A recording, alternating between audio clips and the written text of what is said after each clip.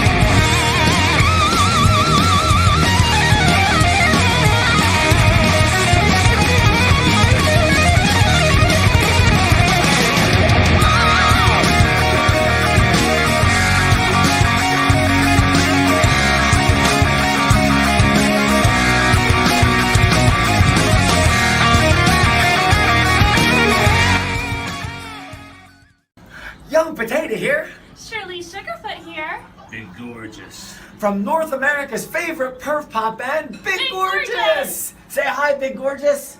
Shut up. You're watching Mr. Tony of the Dead.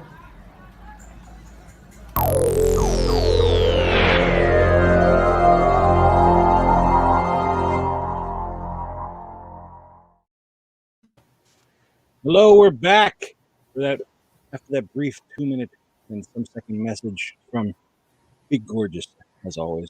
I'm here, like I said, with Samurai Guy right there. What's going on? Oh, not much. How are you today? Good. Chilling, hanging out, relaxing, catching up on a lot of movies. And speaking of catching up on movies, I have never seen Jim Henson's Solarbabies. I have never seen it. Jim Henson's Solarbabies. Yeah, it's a little toned down since I remember when I was little, but yeah, we'll get into that. But yeah, that was I'm glad it was the first time you ever saw it. We burp on this channel. That's okay. I ranked that 7 out of 10. I'll take it. All right. I held back. It tastes like garlic Parmesan pizza. Yeah, I don't know. Michael Gonzalez. Hello, Michael. Orlando's here. So, do I fart too? I am a gentleman. I do not fart. You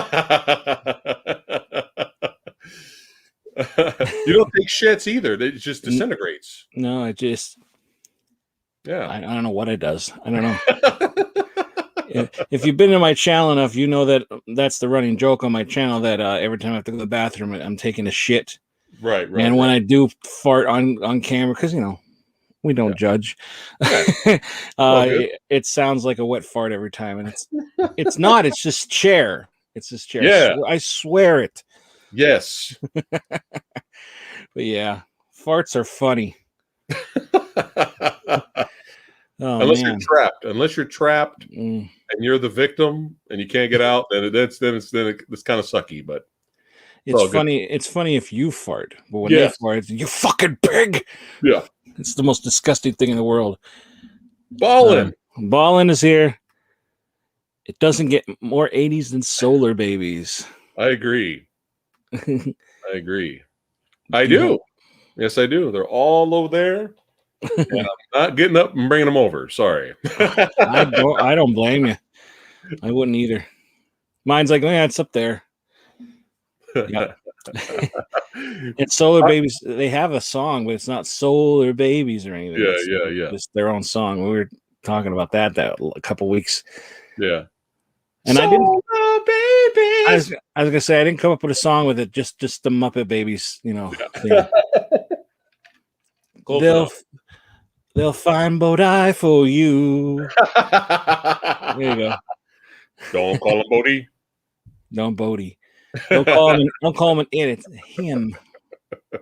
Oh my God. No X plus Zegra.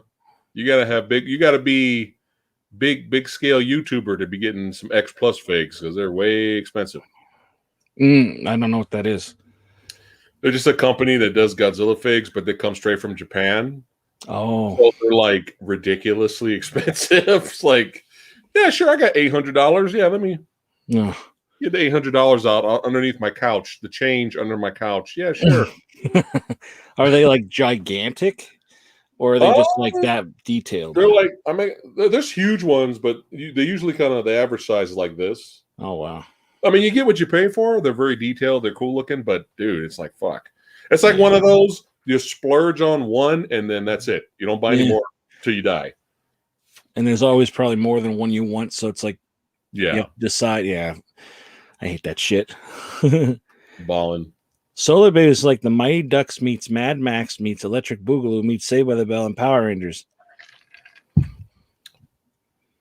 Sure, I agree with a little bit of that. Sure. Yeah. Mighty Ducks and Mad. Yeah. Okay, I could see that.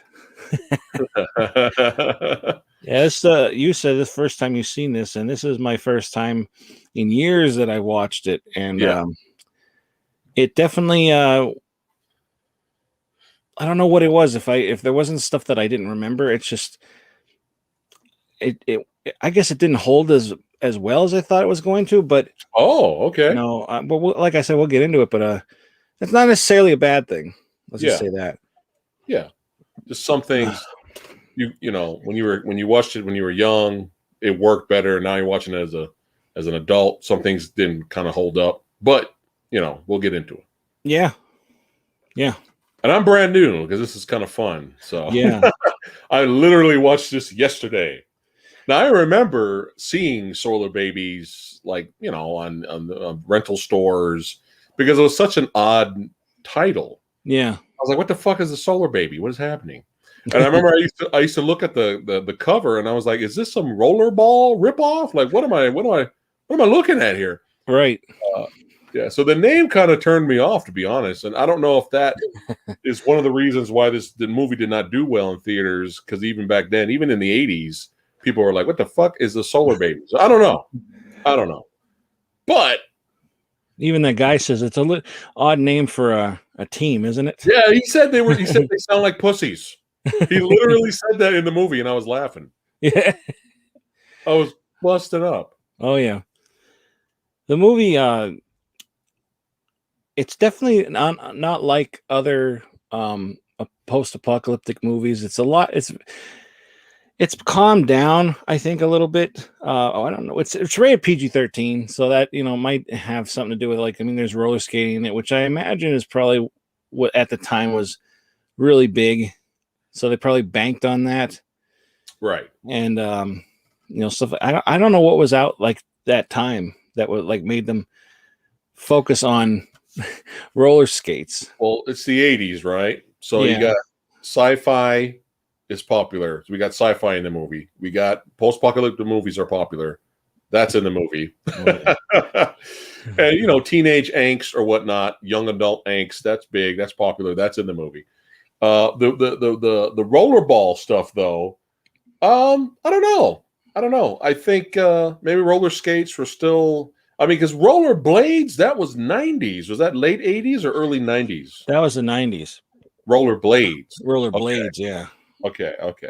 I've never tried a roller blade because I can't really roller skate. I tried roll. Oh, here's a funny story for you, and it's humiliating. It's always humiliating. It's always at my cost. But yeah, I'll tell you anyway. So for the first time ever, I never roller skated before at all, and I was really young. And for the first, we went to a rink. I think it was like a youth group. We all went to a rink, right? And there was a girl I liked, right? And she was in our group. So I wasn't gonna skate. I was like, no, I'm gonna go play Double Dragon on an arcade machine. You know what I'm saying? I'm gonna watch you. You guys can skate, and I'll just be chilling over here to the music, eating some popcorn, playing Double Dragon, playing Kung Fu, right? And then the girl just out of nowhere, she's like, "Come on, Preston, come on and skate," and I'm like, "Fuck."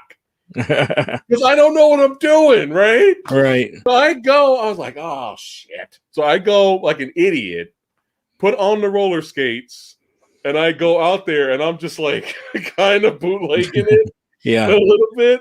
Were you hugging the wall? Yeah, she was, pretty much, and she was kind of helping me, and I was like, okay, well maybe this is kind of worth it, right? And then once she realizes I got it, I kind of got the groove, right? Then she just left my ass. She just left my ass and just kept skating and going crazy. And I'm like, what the fuck? Now all right. Well, now I'm out here now. I might as well try to have fun. But I did not know how to break. And I tried to break like that, but I'm huge, right? Even when I was little, I was big. So this wasn't doing shit. This was not stopping the immovable object, right? So every time I went around in circles, and every time I wanted to stop, I literally just ran smack into the wall. Boom! And I was like, all right, fuck it. I'm going to go around again. Boom! Right? Hey, fuck it, right? You know, I'm a young man. Fuck it, right? So then I was like, I made the dumb decision. I was like, I'm going to show off. I'm going to try to impress her now. So I hope everyone's enjoying this. So I swear to God, my whole life is a sitcom. It's a sitcom, right? So I'm like, I'm gonna impress her now. So I start going like really fast, right? And I'm trying to do it around where she was sitting. I wanted to, go right by her and go like show that I'm really going really fast, really good. And some little kid right in front of me falls. Right in front of me. And so I was like, you know what? Hey, the chick's over here. I don't want to look bad. Let me do some solar baby action, right? Let me jump up. I leaped and jumped over the kid because I didn't want to hit the kid and I didn't want to look like an idiot, right? Jumped and leaped over the kid, tried to be a solar baby, landed on my feet and completely just, rolled like it was carnage. It was chaos. Just fell on my elbow. Like it was bad. It was really embarrassing. Really, really, really, really embarrassing. And she didn't talk to me anymore after that. So she wanted you to run over the kid. Huh? She probably wanted you to run over the kid. If he runs over the kid, he's mine because he's a bad boy. I like bad boys. That's right. But yeah, there you go. Funny story for you guys today. There you go, chat. This is what you get. It's funny they say you kept just going to the walls because that's what I did. Like I would turn a little bit. It's like no, not making it.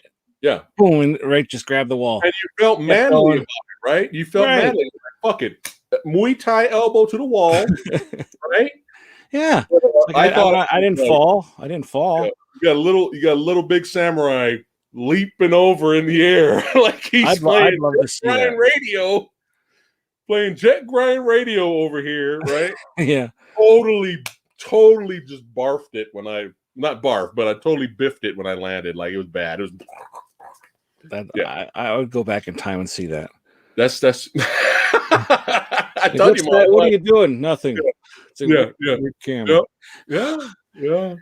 Yeah. My experience with that was it's not as extravagant as that, but I was getting the hang of it. My friend and I went one day and we started liking roller skating, so that we went one day just for the hell of it, just like let's go to an all-day skating thing. Like we were there for a half hour because all we did was fall. And the last time I did, I hit like a penny or something on the ground and stopped me dead. Oh, and I just fell forward and like there, people behind me laughing. I was like, yeah, let's get going. Okay. And we left. Same thing with skateboarding. I hit like a rock and I flew. I said, Yeah. "Nah, I'm done." I don't need skateboarded. this. Yeah, I was another dumb. Here we go, another sitcom story. I tried to race this other kid on my bike, Mhm. and I won the race. I got to the end, but I was going so fast that I was trying to stop, and I hit there was a log at the end. I hit the Oh. log and flew off my bike into bushes with thorns on it. Oh, Yeah. Yep. Tried to be rad, bro. I tried to be rad and I failed. And then look what happened. I tried to be a solar baby and I failed. So that's it. No more extreme sports for Fat Samurai Guy. man, but I'll at leave least, that to the younglings, the Tony Hawks out there. You guys do your thing. at least just- you were young. At least you were Yeah. young when that That's happened. true. Yeah. If I did it now, I'd be dead. Oh, we'd be fucking dead or in the hospital dying. Yeah. That's for sure. Like I see my kids fall, and it's like, get right back up. Like Mhm. I'd be done for. Like you know, That's what my dad always said. Stop crying, get up. put some Windex on it. Put some dirt on it. Put some dirt on Put some dirt on it. Get back in the game. You know. But yeah, so advice to all you badasses out there that are watching Wasteland Wednesdays, hanging out with the old samurai and Mr. Tony of the Dead. Don't forget to like, share, and subscribe to the video. I think they should like the. I think they should give this video a like regardless, but just for that story that you told, they like and subscribe to both of us. Yes. Don't be a solar baby unless you really know how to be a solar baby. Yeah. But I thought I was the shit, dude. I was like, oh shit, he fell in front of me. Watch this. Watch this. Oh shit. It was either that or run him over, right? So you did the right thing. I guess so. I guess so. Maybe that kid will be watching your channel and be like, I remember you. You saved my life.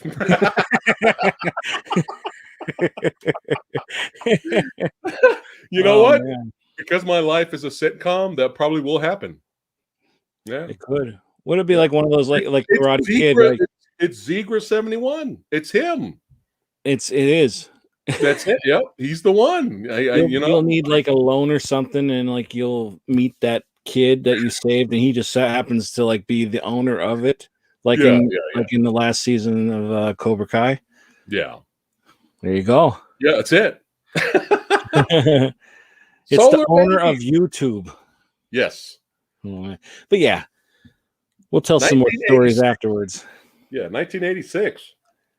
86 or 85. I don't know. Because here it says on the Blu-ray it says 85. IMDb it says 86. Go with 85.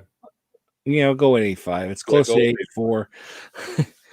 And you know, the cast is another likable cast. They all mesh well together. Of course, you have now. Was this before or after Lost Boys? That I don't know. Let me check. Let me look real quick. I got it. You have Jason Patrick, who was Michael in Lost Boys, and then you have It's before. It's before. Okay, Yeah. well that's funny because the girl in here, Tara, was also in Lost Boys as the love interest, and she's also the love interest in this too. Sort. I mean, she is, but like they don't really feed into it too much. They made out. Yeah. That was about it. But yeah, this is a different kind of post-apocalyptic movie because this time, instead of just everything being blown up and gone away and everything, it's the water is being held hostage by this company called Protectorate. Protectorate. So. Yeah. And they're like basically holding it hostage, and by doing this, they control the world by controlling the water, and it's basically like this desolate land, which you would expect. But the weird thing is, this company likes to take children in to this orphanage, and basically program them into being like good little boys and girls, and they have a path. I guess they could either be just kind of like I don't know what they do afterwards, but like the main thing they want to try to get them to do is to be like these stormtrooper type of people, which I Yeah. can't remember the name of them. Like even the warden was like, "You guys need to stop fucking around, sneaking out at night to play your games, your rollerball games, Yeah.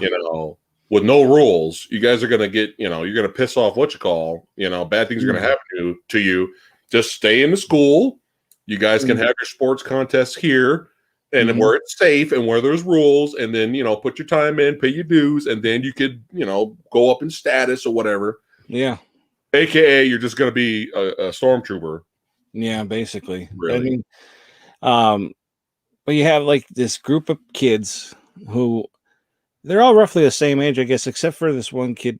I don't know how he got with them, to be honest. Daniel, played by Lucas Haas, which it says on the back you're witness, but I remember him from Mars Attacks as well.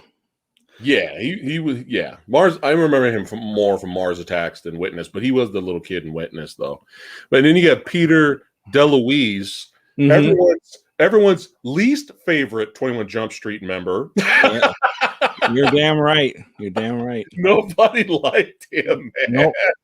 Hey, come on now. How was he supposed to pass for some damn, high school student? He looked like he about 35. Yeah. On that Let show. alone Johnny Depp is with him. Right. Like, it could be a room full of Brad Pitts. If there's one Johnny Depp, it don't matter. Yeah.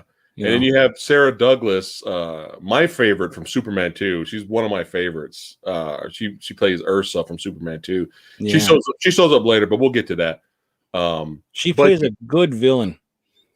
Like not good, but she's like very good at playing a villain. Oh well, yeah. Oh, awesome. Yeah. She's great. She's great. I don't know. Maybe my thing for Bad Girls started with her. Maybe. I don't know. Might be. But yeah, some other familiar faces here too. The guy who played Darstar, Adrian Pesdar. Yeah. Do you recognize him? Do you remember him from anything? Yep, he was Near Dark. Well, Near I saw Near Dark once, but I don't remember that. But I remember him from Heroes. Oh. Yeah, he was Peter something. He was I forget what he was running for. He was like, a big like a guy running for Congress or some shit or governor or something, but he could fly in the movie, in the show. And that's what I remember him from. Oh, what's funny? He's actually in Top Gun. They have him on here Top Gun. I looked on IMDb. I saw that. I was like, oh shit! We don't do that on purpose? No, we don't. That's funny though. Yeah. But yeah, go back to what you were saying about the plot. Oh yeah. But yeah, they're there to, just obey, and then this distant traveler by the name of Bodai is a legend actually, that with Bodai that they can restore the the planet and everything, bring water back, make it free, and everybody will be free from it, because water is basically the currency. And right. Give it 2 quarts and we'll have some fun, kind of thing. Now what's interesting? This movie and yeah. And he's like, wait, I want to find out. Peter DeLuise. For what? Doug. He's like, oh, well, for what? I want to find out. Yeah. I bet you want to find out. Yeah. But it's funny because we have 5 billion post-apocalyptic movies out there, and they're always about survival, right? Yeah. But it almost, even in the Mad Max films, it almost seems like, well, at least Road Warrior, it almost seems like gasoline is more valuable than water. Right. When you think it should be the other way around, if you think about it. Yeah. So That's it's kind of cool. Solarbabies kind of pointing that out. I mean, there's probably a few others that are like, water is really important. We haven't gotten Waterworld. Yeah, Waterworld. Oh yeah. Well, Waterworld was looking for dry land. Right, but then they didn't have a lot of water though. Oh, then they had filters, right? They had filters that could change it too. I think so. Yeah, I haven't rewatched that. Yeah. Well, it'll be on the channel sometime. We'll watch it. Yeah. But post-apocalyptic. Yeah. Well, you continue the plot. So we got the Lost Boys stars here. Yeah. You got to love the flashlights on skates. Yeah. I kind of like that. Yeah, they came in handy. See, man, if I had the flashlights on my skates, I'd be looking like more of a badass at that skating rink, and the girl would have been like, shit. Then you would have been able to see the terror in that kid's face. It'd be like like a deer in headlights, like this coming.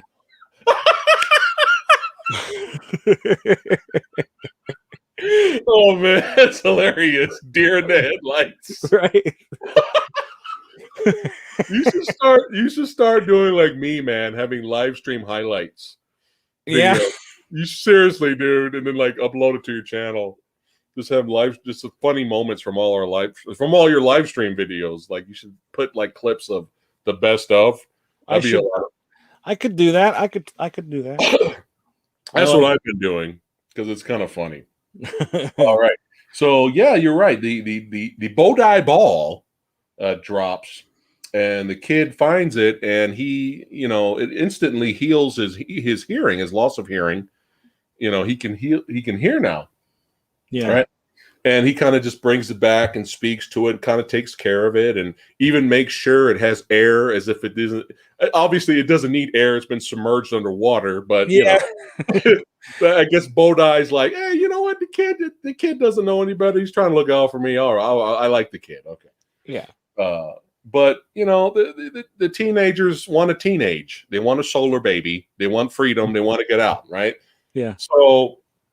It's all about freedom. They want water, they want freedom, and blah blah blah, and they're kind of miserable, right? Yeah. Well, once they figure out that, they don't figure it out right away, but they're sitting around talking about, actually, Jamie Gertz is reading a book, and she's in the book. It describes. There they are, awesome. She's reading in the books describing rain and water and all that, and it's funny because everybody around her are all like, oh,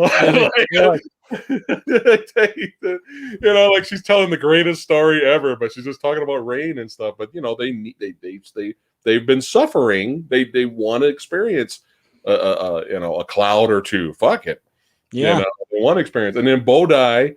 The bow tie ball grants the wish, and it starts raining right in their bunkers there, and then they're all partying, running around, acting crazy, and because they're like, "Holy shit, did that just happen?" And you get the one nerdy one; he's like always in denial. He's like, "Is it radioactive?" Yeah, the one with the glasses. He's like, "Is it radioactive?" What his name is? Start with an M. Let me go back to Matt. Oh God, when you say it, I'm gonna be like, that's it. Metron.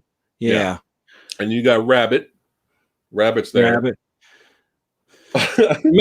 Metron was. He's like back and forth. Like I like him, but I don't like him. Yeah. He's like kind of annoying. Like, make up your mind with this character. Are we supposed to not like him, or we're supposed to? Yeah. I guess by the third act, he proves his worth. He actually becomes useful, which kind of saves his character. Yeah, I agree. But on the way there, it's like, okay. I kind of wish Bodai would, like, when they were doing the hand thing, I wish Bodai would just like not go to his hand and be like, oh. Yeah, right? That would have been funny. That would have been funny. Wasn't at one point, didn't at one point, Jamie Gertz made fun of Metron, and Bodai was laughing. Was I hearing things wrong? I could have sworn the Bodai ball was laughing. I believe so. Yeah. So there you go. That's the closest thing to that. I was like, the fucking Bodai's cracking up right now. He's laughing at him. That's hilarious. Mm-hmm. What's up, Christopher? Yeah, Bodai. I don't know what to say about it, Bodai. Bodai, first off, how did he understand his name? Like, what's your name? He's like, he's like, all it does is like, it's like, I did not get Bodai out of that. All my life, I've never heard Bodai. I just assumed it was some kind of telepathic thing, because he's all like, oh, he's calling to me, he's speaking to me. He's like, all right, we'll just go with it. Bodhi. Bodhi. No, it's Bodhi. Oh yeah, he's like, hey Bodhi, Hey, you call him Bodhi in your language. I'll call him Bodhi in mine. Yeah. Rabbit was likable, very likable. I mean, they're all likable. Yeah. Just Metatron, it took a little while to like him. Maybe it was one of those things where everyone's too likable. We got to have one asshole to balance it out. It was just like he was. I guess in a way, it's like he was the one trying to think more like hey, what if kind of thing. Right. Like, this can't be real. Right. But it's funny how instantly when they like water, kick it and everything, and it's like nobody's going, oh my god, let's just dance in it. It's dancing. I was like, grab a cup, right? Grab a bowl, and I can't help but think now all their shit is ruined. Like all that electronic stuff on their table is ruined. And after that whole scene with the rain coming down in the bunker, Tug's like, I'm clean. Yeah, I'm clean. I'm like, dude, that means y'all don't shower at all? What kind of facility you guys? What kind of school are you guys at? You got shower at all? Man, that must be some funk master flex right there. They probably don't shower if you think about it. I mean, it's like a waste of water. Probably, right? It'd be like The Walking Dead. Like they don't shower. Everybody's just so used to stink. Probably. It's just like they go nose deaf. Right. Is that the word? Nose deaf? I think blind? So. I think so.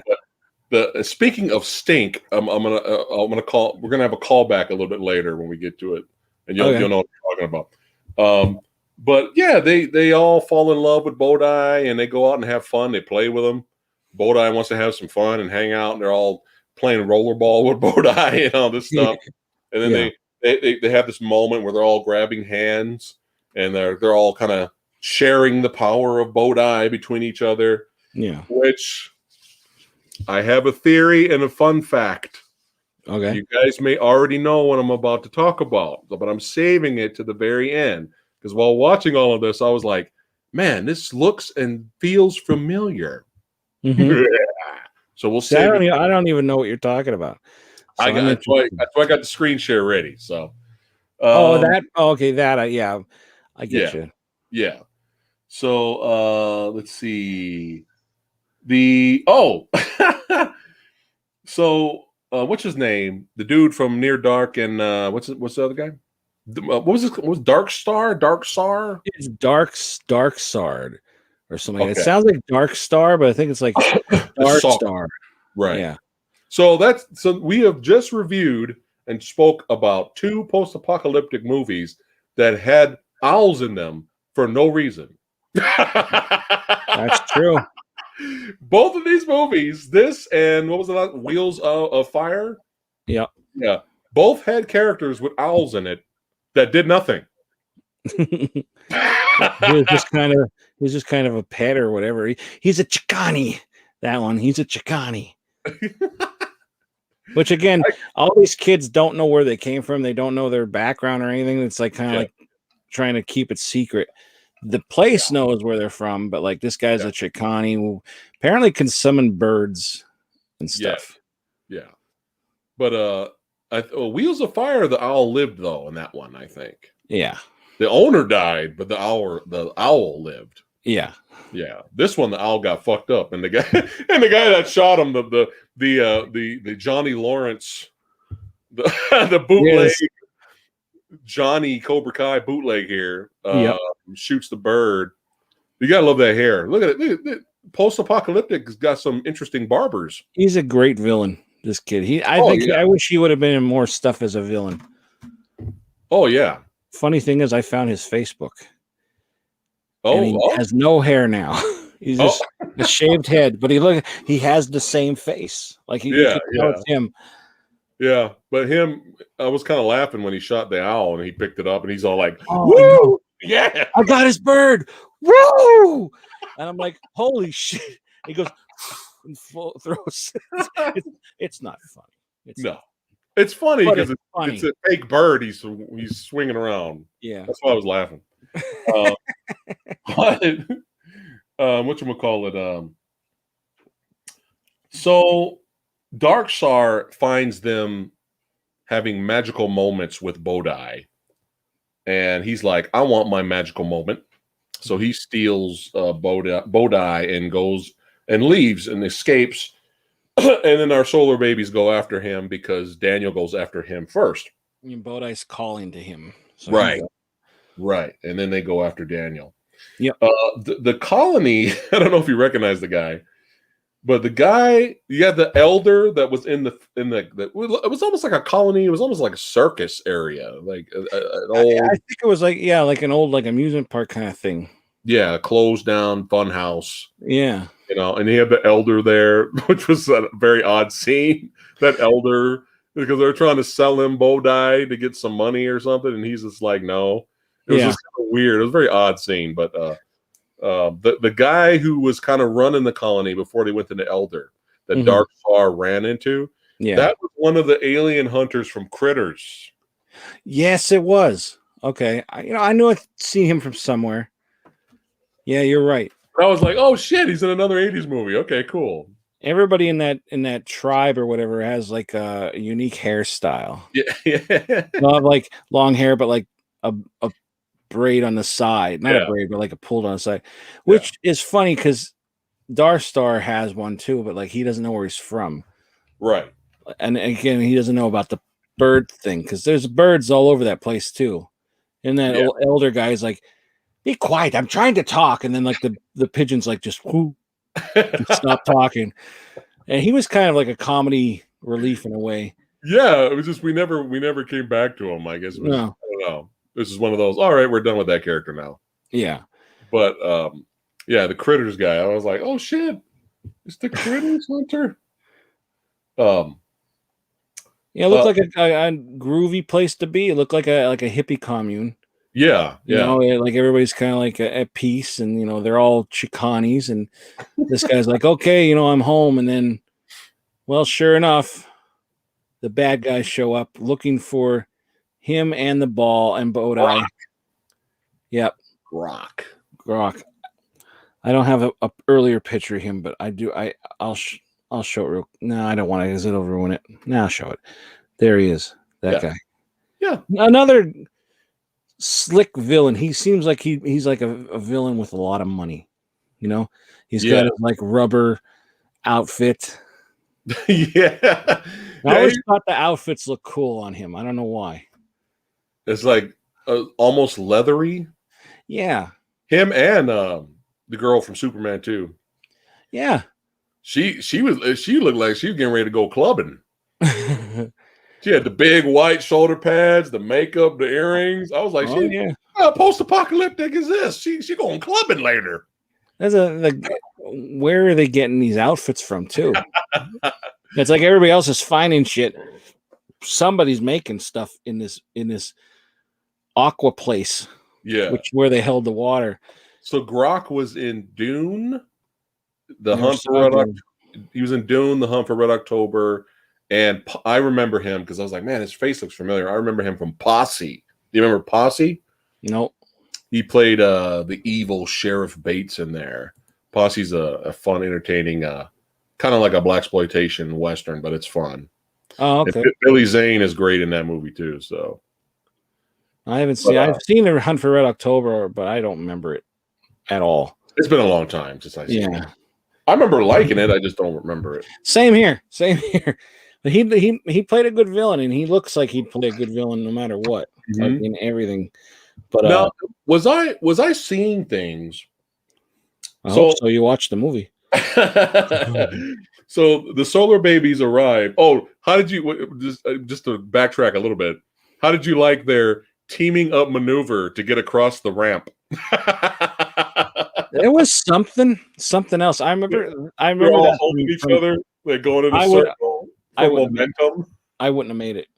No, I guarantee you, I'd have been the first one, and they've been like, "Well, let's try something different." Yeah. No, I'd be the one in the middle swinging them all. Then I'd be the last one, and I wouldn't make it. No, I just go back to the colony. Yeah. All right, have fun. Yeah. Write me. Yeah. Send me a postcard. Tell Bobby I said hello. I kind of chuckled at that a little bit. But Grok and friends show up at the colony and wreck shop. The Solar Babies end up burying the owl because they find the owl dead. They end up burying it, and Darkstar sees this from afar, so he's kind of like, okay, the Solar Babies are kind of cool. I feel bad for what I did, But was I seeing things? But when Grok, as soon as they showed up, it looked like the leader, the critters hunter guy, was getting ready to have some fun, do the deed with some female. Oh yeah. Was it me, or did he get shot? He got shot right into that tent. He flew back. Yeah. But then later, he's getting tortured. Yep. I was like, with an awesome torture machine. Pretty much, yeah. I was like, wow, this is very creative. Basically, this machine shows you your innermost fears. Rats, snakes, whatever. This guy just happened to have ants covered all over him. Yeah. And I only have one picture because this terrified me as a kid. Like your skin peeling back. Yeah. Oh, yeah. Yeah. Like that. It was a very, very cool, practical thing that they did. Like, it was just like the peeling of his skin was coming off, and he's just like freaking out because he's basically getting questioned about, because they're saying, oh, you didn't see this ball before, and he's like, no, I didn't know they had it. And he held his hand out there and he's like, oh, it's all like peeling off. I wonder if even if you thought like, okay, this isn't real, this isn't happening, maybe you could still kind of feel it. Maybe it's okay, this is fake. Look at my hand. Like, it's not gonna do anything. Like, oh, that's cool as shit. Do this one, But like, if you could actually feel it, even though it's fake, that's different. Yeah, it must be one of those things where it works once because you're not expecting it. Yeah, and if you try it again, you're like, okay, my hand's peeling off. It's fine. Yeah, yeah, very very creative torture machine, which was cool. But I was just confused for a second because I was like, he just got shot. What is he doing here? Yeah, you're not wrong. They could have like showed at least maybe he got shot in the shoulder or something. But it was kind of hard to see if he was damaged because all the ants was all over him. The way I looked, though, he got shot straight in the chest and he flew back. Yeah, that's one thing. There wasn't like blood, a lot of blood in this or anything. It was just kind of like, you got shot, you got electrocuted. There was like some catching on fire and then like an explosion in the face. But other than that, I mean, they kept to the PG-13 pretty well. But I don't think it takes it away from the action. No, that's fine. Let's see, where are we right now? I'll let you take over from the colony getting raided. The colony got raided. He's getting questioned, like we said. And so then they're going after them again. Daniel comes to the place where that was raided, and then the rest of them just show up at the same time somehow. And they're like, "Oh, we got him. Okay, now." And he's like, "Bodai's calling me. I'm going to get him." So they still continue to go off and try to find Bodai, and like they've been programmed since while they were in there. Like, there's nothing else out there. This is it. Don't even bother. It's like to try to get them to like not even want to try to get out. And they're coming across this place, and then they come across another place called Tire Town. Barter Town. Tire Town, yeah. do do do do do do do do do do. I love it. But yeah, it's kind of like that, and like it's a place where people can work. I bet that place stinks so bad. Again, like burnt tires. All back to the stink thing that I'm going to talk about in a little bit. Okay. And I don't remember if it was before that or after that, but there was like, I think it was before that. Before the we see the guy getting tortured. There's bounty hunters out front, which I should mention because two of them come into play in this part of Tire Town. Yes. So now at this point, everybody, all of them are like fugitives, and they're looking for them. They have their pictures up on the thing, and people, if you see them, you'll get extra water privileges or something like that. They said, yeah. So they're trying to like be incognito while also trying to find Bodai. And well, these bounty hunters notice Daniel, and they're like, no, we wait till later, we follow, we get them all. Yeah. You know, and which is funny because there's not many Australian people in this, but I think they're probably the only two. Yeah. Yeah. You know? But so they're waiting till later to find them. And in this tire factory is that Darstar, if I'm saying it right. Yeah. And he's working in there, and he just, I don't know, I don't get him. I don't get it. He's like, he escapes from them. Like, he sees the solar babies are good. He should just go with them. Like, they're on his trail. Just go with them. Yeah. But well, like the thing I had an issue with Darkstar was he's looked upon as one of those possibly loner badasses. Yeah. Those lone wolf characters. Yeah. So I was expecting him to be badass later. I was expecting him at some point, like, you just don't know how badass this guy is until later, right? But no, he just likes owls, and that's his character. he could have been able, I mean, he could have sent the birds to attack people. Yeah, that would have been dope. That would have been awesome, but nope, didn't do it. Yeah. Why don't they do that? Why don't the bird people do that? Like, right? Just sit on my arm, shit on my arm, and fly away. I'm cool. Yeah, I'm getting attacked, but no, I won't call the bird to my aid. No. The bird can show me where I'm going. It could look ahead. That's it. Yeah, that's it. He helps fight later, but it's just kind of like the journey, though, is just kind of like he's just the bird man. That's it. Yeah, that's the mystical part about him. He can summon them, and he's a Chicani. Yeah, for a second. Then he's the only Chicani. Right? For a second there, I thought he was going to get with Jamie Gertz. Oh, yeah. I was like, what's going on over here? Which I have an interesting picture for that, because yes, they're trying to, Bodai's in his truck, and they can't get in. Right. So he comes up and says, try this number. And he's like, it better be right. And he's like, just try that number. And then, they go in, and she's like all happy because and she has the most interesting fucking hair. Ever since I was little, I thought, what is up with her hair? Why is her hair up? I know it was the 80s, but my God. Like, her hair, the whole movie's like down, nice and curly. She's very good looking. Yeah. And this is just, what happened? The post-apocalyptic. I'm staring at it. The post-apocalyptic.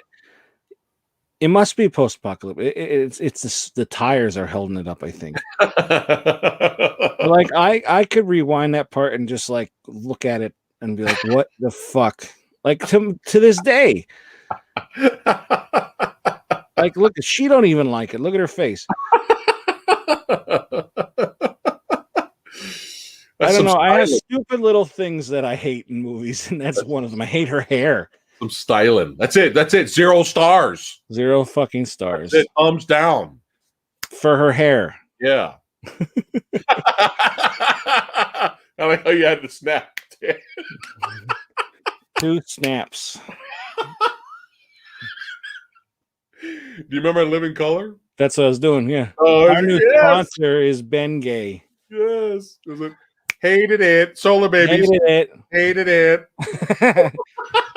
And right now, all of the younglings watching are going, what the fuck are they talking about? In Living Color. What the hell is that? Is that rock band? But they wouldn't even know that. No. I like the tire escape. Yeah. They're like, fuck it, getting these large tires, I'm going to push you guys down the hill. Before that, though, can we complain about another little thing? What's up? Daniel drops his backpack that has Bodai in it. Like right there. Right there. He's like, no, Bodai. And then this big thing of hot water or whatever is going to pour down. Like, Daniel, come on, let's go. He can't get it. He's going, Bodai. And then you see the other 2 solar babies. I almost said roller babies. Solar babies kicking the bag. Yeah. And then just leave. And they leave. And then Darstar picks it up and he gets captured. Yeah. But I could have sworn Tug was like right there. Like, he did. He kicked it. He kicked it. And he's like, that. I never really realized when I was younger how much time they had to pick that up. And then now I'm watching, I'm like, you know, I couldn't yell because my son was sleeping. But this is me like sitting there at the back of it going, like, seriously, it's like, pick the fucking thing up. It would have been better. That wasn't in the script. Maybe it would have been better if they were like on a top of the top platform running away, and the bag fell And it down. fell down. Yeah, That would have been different. That would have been better. But well, homie, don't play that. Homie, don't play that. You know what I'm saying? But then they're escaping. They get in these giant tires, and they roll down the hill. Yeah, Which, you know, I people just do for fun. Yeah, just for fun. But I just want to point out, Mhm. you know, earlier it was established that Bodai could fly around. Am I wrong, or they had to throw him around when they were playing rollerball with him? He was floating around with them.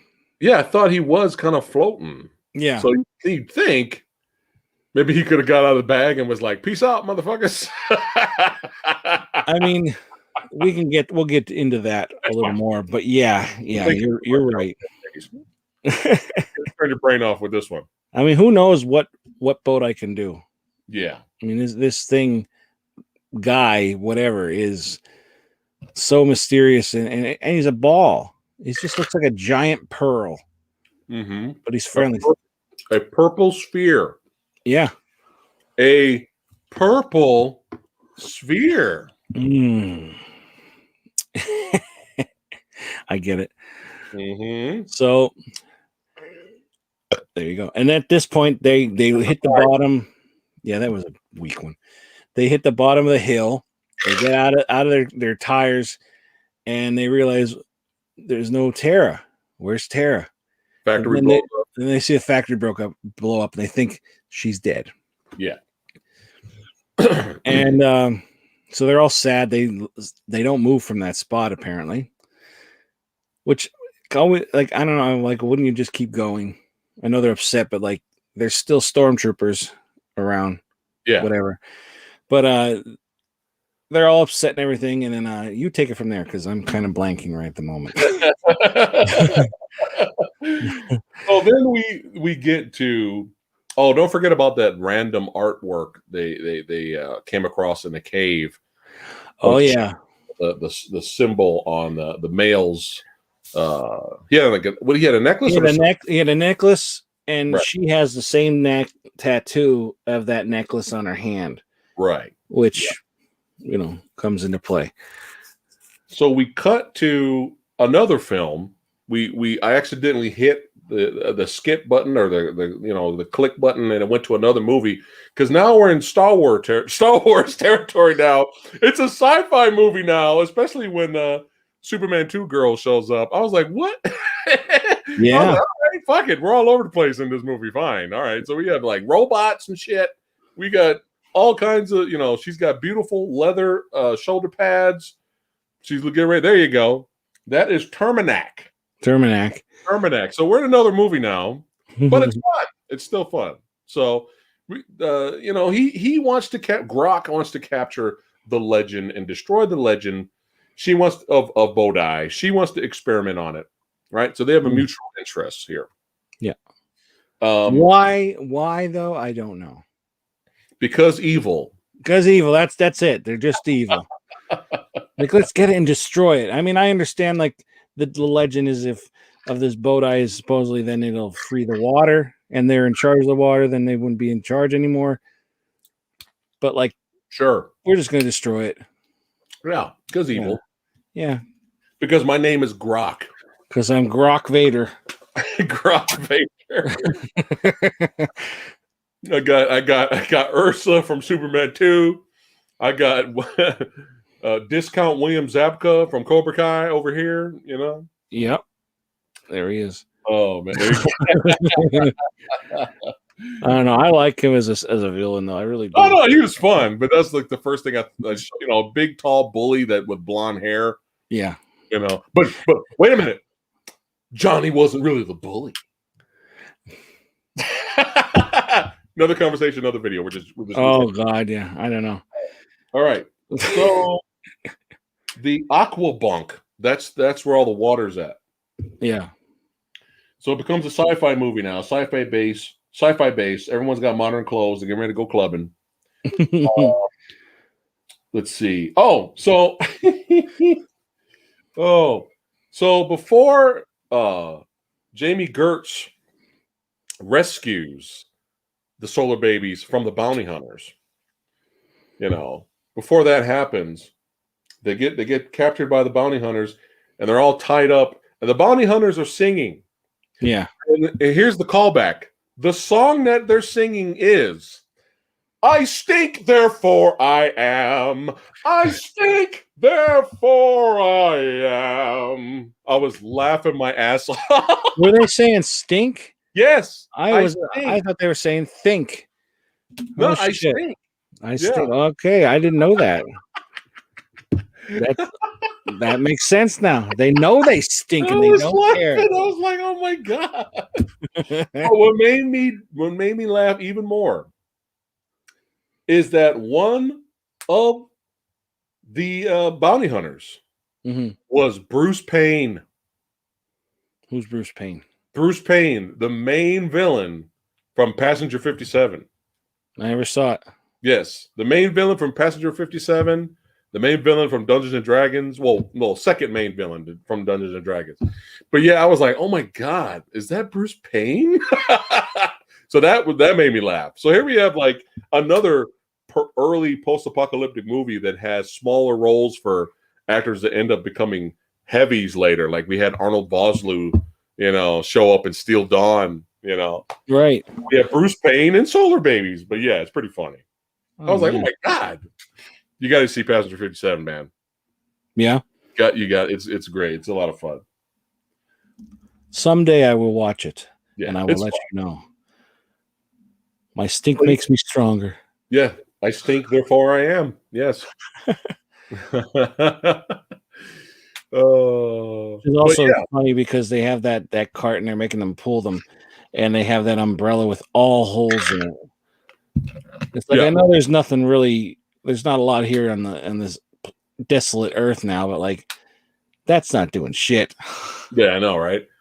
Jamie Gertz comes out of nowhere with her roller skates, and she's just like squirting them with. She's like going around in circles, just squirting them with little water. Yeah. Yeah. And they're like, "Oh man, she wants to bada. Let's bada with her." Oh man! Then they follow her, and then they get ambushed by Jamie Gertz's people, eco warriors. Yes, eco warriors, who have stopped fighting the battle and have just said, "Fuck it, we have an iceberg or whatever the fuck that was. Yep, that's where we get our water. We're just gonna hang out and enjoy the water. Fuck it, fuck the world, fuck everyone else." Now, be honest. When her dad showed up and they put their arms around each other, the first thing I thought of was, oh shit, Jason Patrick's replaced. Well, I mean, when I was little, I knew that. I remembered it being her father, but I didn't know. I know it was like, oh, her dad. Okay. But at first I was like, oh shit, she got a sugar daddy. Well, you don't know what kind of family they are. You never know. Who knows? Who knows? Yeah, it's true. It is the post-apocalypse. Yeah. So yeah, anything, everything's game at this point. I stink, therefore I am. Yep.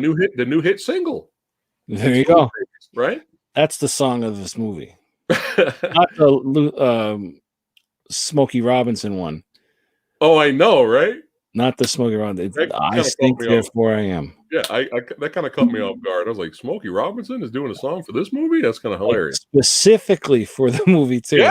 Yeah. Oh, we like that, remember? That's one of the things we like. Oh, yeah, I know. But it was just odd seeing him. It's odd seeing his name, though, for it. It is. But I kind of expected the Eco Warriors to show up and help fight at the end or something. Yeah. You never saw them again. No, they're kind of pointless. It's just like, okay, they exist. And nice. We're in hiding now, and we have fresh water, and that's it. That's all we are. We're a what do they call them? A legend. It's more of Yeah. a legend now. Yeah. He even said like maybe our generation will be the fighters again, but it's like you have them right here. They're there. They're fucking ready. They have big fucking arrows and they stand on top of rocks going woo, woo, woo, swinging things like Yeah. like in Crocodile Dundee, Yeah. you know. But like, yeah, they kind of were pointless. Yeah.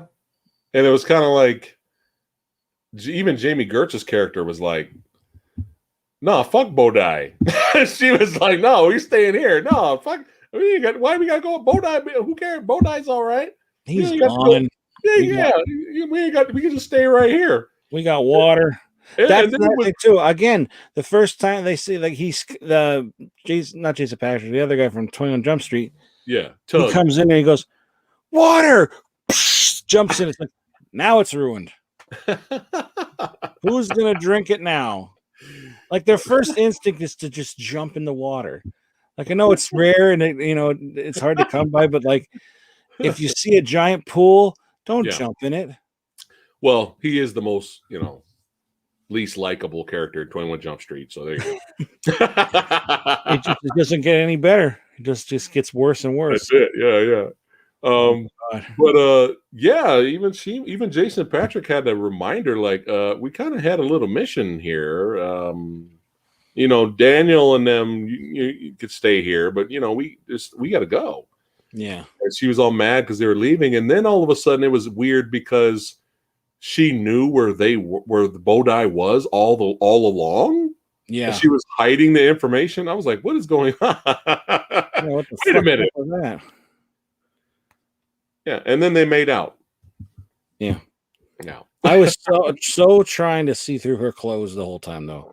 I was like, I don't remember that when I was little, and now it's on Blu-ray, so it's a little clearer. Hey. Like I can make out her body, but I can't see a nip. Not even a shide boob. Not even a shad boob. Or a bloop. A bloop, yeah, that's right. Yeah, not even one bloop. Not one bloop. We go from the last movie where it's nothing but it's 80% bloops. And now this one, there's no bloops. No bloops. That's it. No, 0 stars. Zero stars. That's it. No bloops on purpose. No oops bloops. Nothing. Yeah, but anyway, they get back on track. They get their heads on right, or she gets her head on right, and then they go after Bodai. Yeah, and she gives them a map of the place, apparently. Yeah, and then they go out there, do their solar baby thing, and now the nerdy friend, the annoying nerdy friend, is now showing his worth. And it was very helpful because without him, they wouldn't have broken that base. No. So he was really helpful. He even ended up shocking 2 stormtroopers. Like he was like, what did he say when he murdering people? I forgot what he said. The line, something like shocking.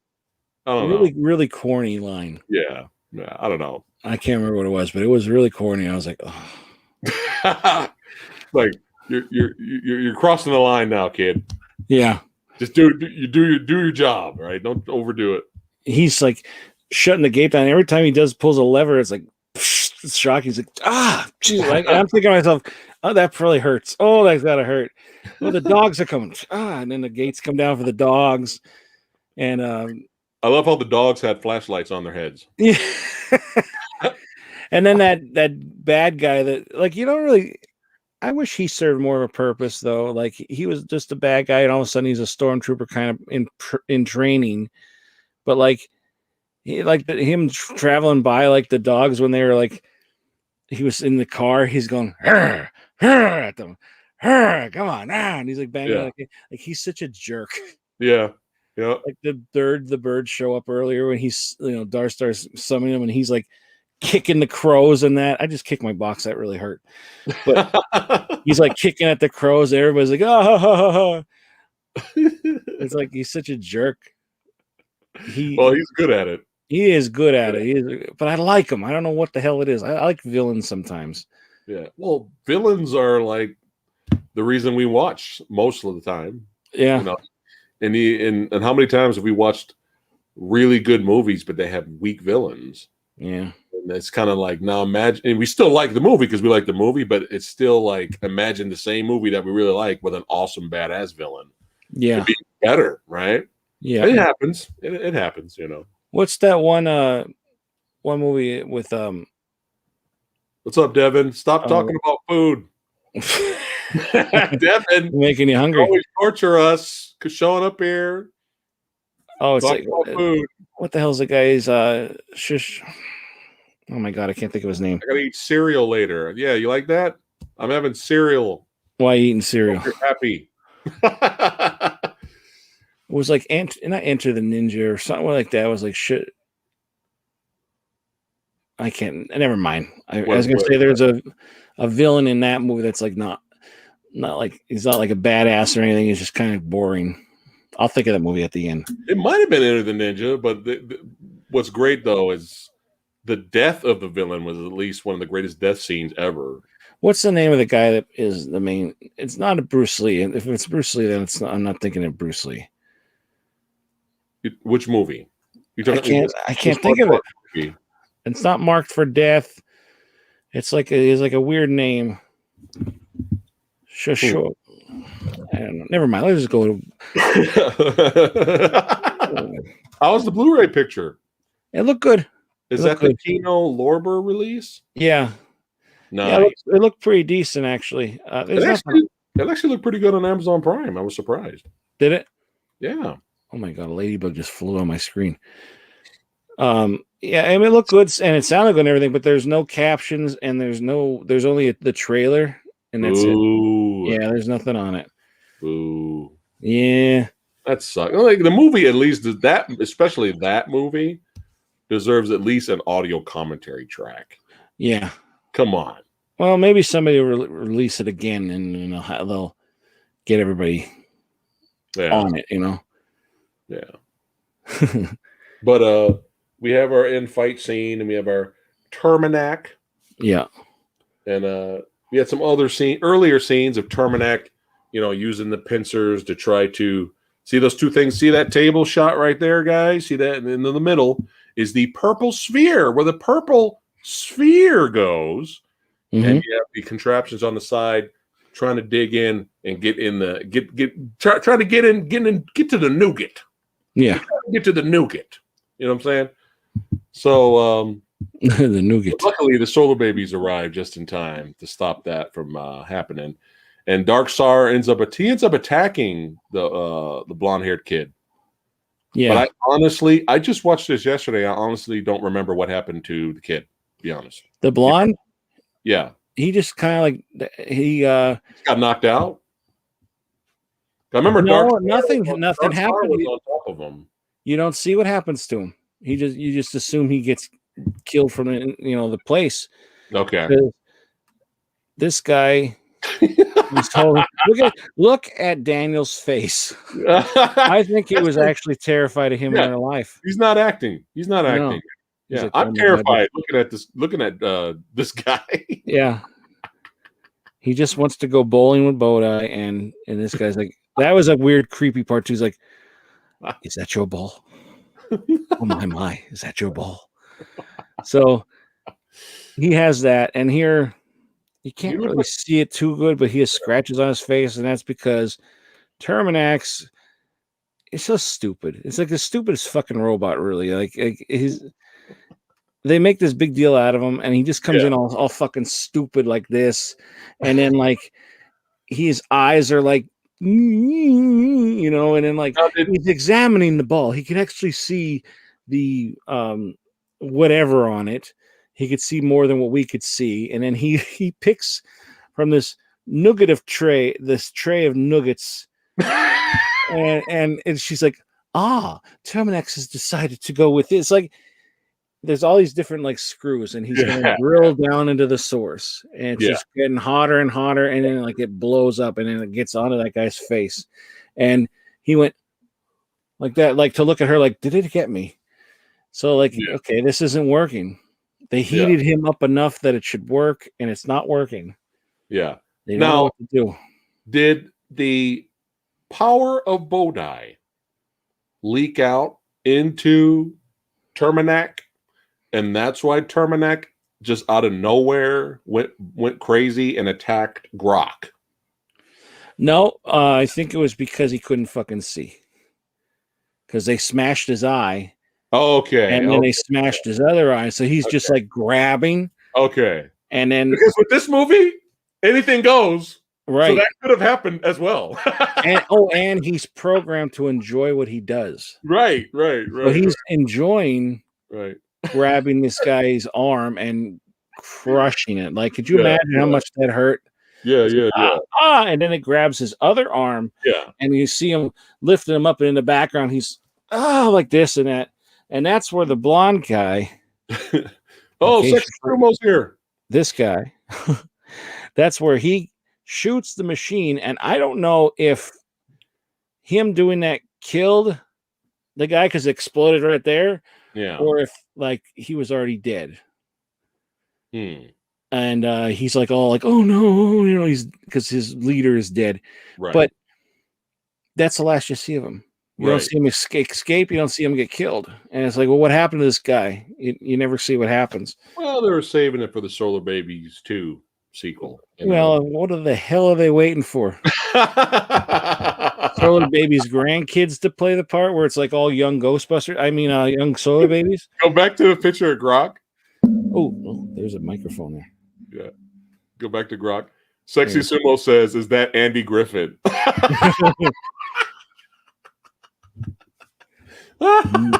No, it's not. Oh, it's hilarious. Oh, it's pretty funny. So he gets. All right, remove the photo. I'm gonna have nightmares. Just look at Daniel.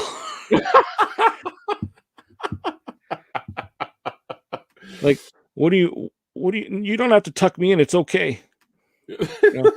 But he drops Daniel then, and because of the Terminax, and then your girl comes along, and she just kind of like, give me the ball kind of thing, grabs the ball, right, and then her hand starts to get a little skeleton looking.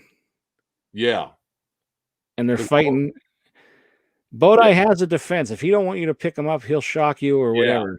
Yeah. So Bodai ends up, I don't have a picture for it, but ends up it's fine, lighting her hands on fire. Yeah.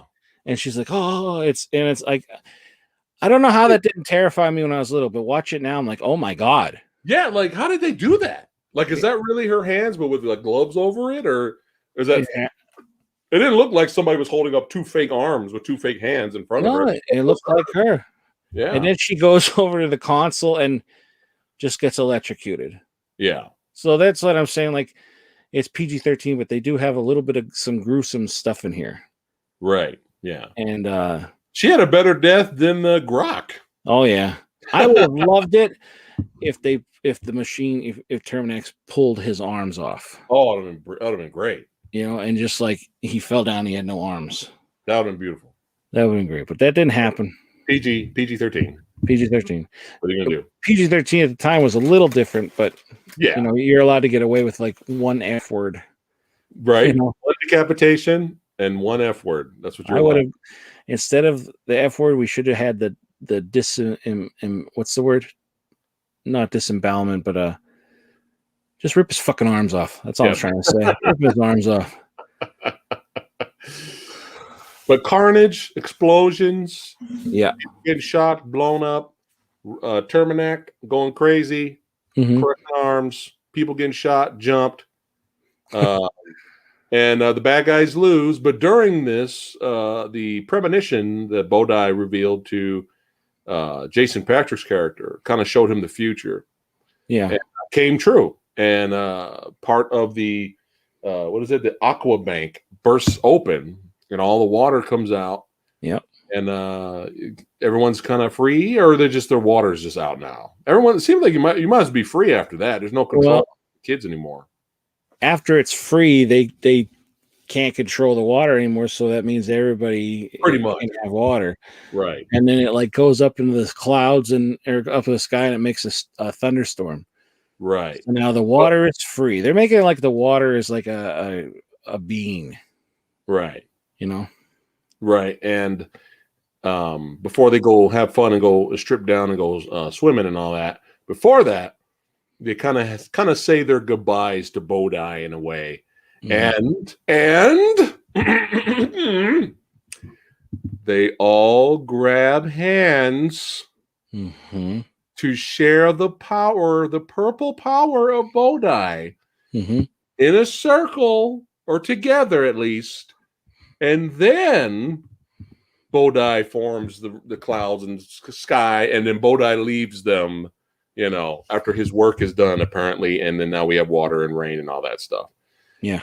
So, my theory, I'm pretty sure chat might know where I'm going with this. But watching Solarbabies, the first thing I thought about, I was like, why does this look familiar visually? And so I have a theory. Chat, Sexy Sumo, if you're still watching, let me know if I'm right here. But I think when they made Guardians of the Galaxy, someone was a fan of this movie. So show them the clip. Show them the clip real quick. Look at this. The purple sphere is being opened, showing the Power Stone that's purple on the inside. And look at the pinchers on the side. They look very similar to the pinchers that were on the side of Bodhi in Solarbabies. That's true. Right? So you have a purple sphere the whole movie. And now, what else was familiar? What else? What I was just saying, right? So we have that, right? And then now I'm going to go to another one here. Hold on. Do you want me to go full screen? Wait, hold on. Let me find it first. There you go, right there. What is everyone doing? Everyone's holding hands, sharing the power. Yeah. Sharing, I'm telling you, this cannot be a coincidence. This cannot be a coincidence. The MacGuffin of the whole movie was a purple sphere, the Power Stone inside. They were trying to get to the nougat with those pincers, just like Solarbabies, and now they're holding hands to absorb the power and share it. Come on. I think I'm on to something. Chat, let me know if I'm on to something. It's possible. Yep. It's very possible. I never thought of that before till now, but yeah, I mean, not saying Bodhi is a just visually one of those stones, but like it's definitely seems like it could be influenced. Yeah, but just visually, you didn't know it was a stone until the end of the movie. But the whole movie, it's a sphere in Guardians of the Galaxy. Yeah, with purple light around it. Yeah. So I think I'm on to something. This is too much of a coincidence. As soon as I'm watching Solarbabies, I was like, wait a minute, this is looking like Guardians of the Galaxy. So I'm telling you, when they made, maybe it was James Gunn. Maybe James Gunn's a fan of this movie. Well, back in the day, he wasn't as big as he is now. Yeah, but maybe he grew possible. Yeah, maybe he grew up with this movie, So that's it. You don't have to keep it up there. But I just thought I'd share that because it was literally like, wait a minute. I might be on to something here. I wonder, you should look that up. Did you look that up to see if your theory was right? I didn't have time because we were getting ready to start, but you should look that up and let everybody know because that's an interesting theory. Yeah. Chat, look it up. Let us know next week. No, you look it up. I'm too busy. Oh, here's another. Let me see. I won't share this. Before we give our verdict and what we thought about Solarbabies, I just want to share this really quick. So I kind of briefly came across Wikipedia here. Here's some of the reviews this movie got. You ready? Hold on. So, here it is. Let me find it. I had it right here. Damn it, where'd it go? Sorry.